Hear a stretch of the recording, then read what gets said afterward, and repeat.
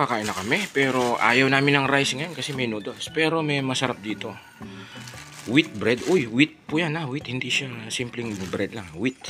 Tapos, ang ipapalaman natin ay Flora margarine. Oops, hindi.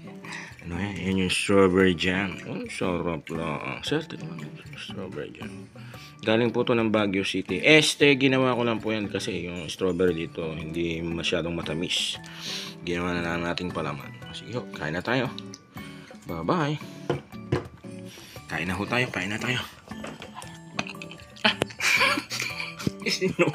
Sir, sorry akala ko kasi hindi ko pala naipalaman. Pinapak pala natin ang palaman. Seryoso na to, hindi na ho joke. Kasi ho, akala ko kakainin yung palaman eh. Kasi ho, ganun ako yung strawberry jam. Pinapapakla namin yan. Kutsara lang katapat, walang tinapay. At ayun na nga po, medyo manipis lang yung konti lang nilagay yung palaman pa kasi hindi ko ho paborito yung strawberry. Pasensya na po. Ito na ho, ang pantaklob. O, ayan na ho, pwede na pong kagatin.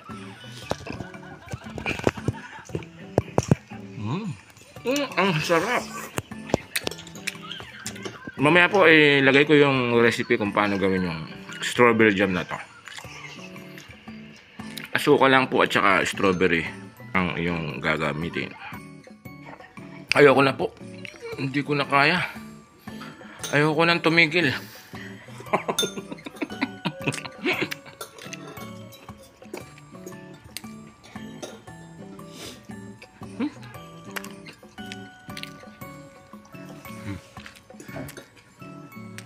Para bukas na to.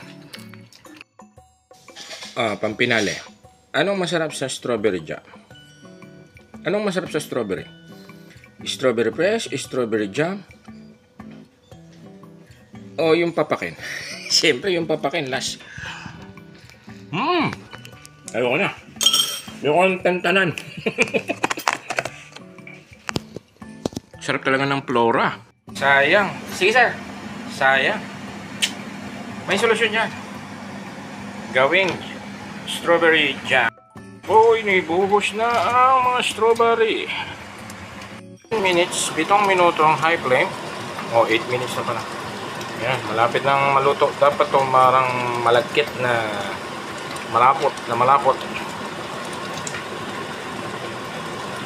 Sarap. Sarap ipalaman. Tayo na nga po.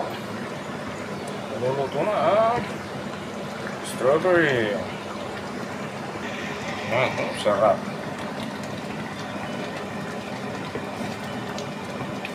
Ano lang ako yan?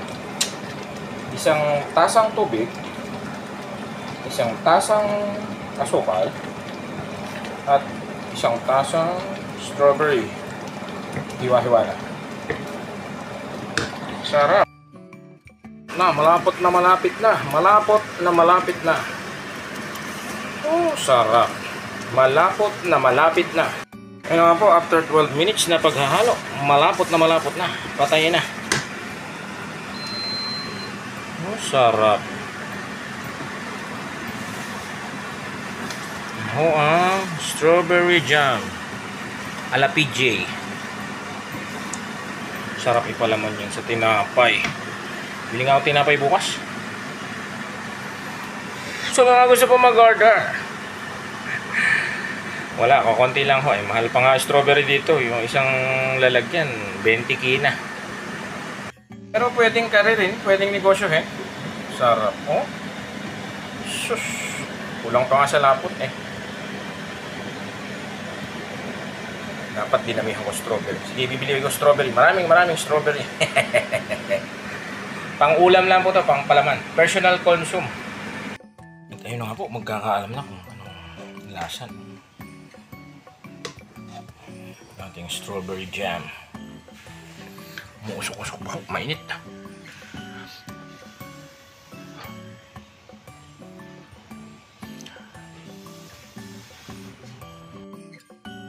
Ito nga po. May palaman na. Strawberry jam. From Port Moresby, Papua New Guinea. Homemade.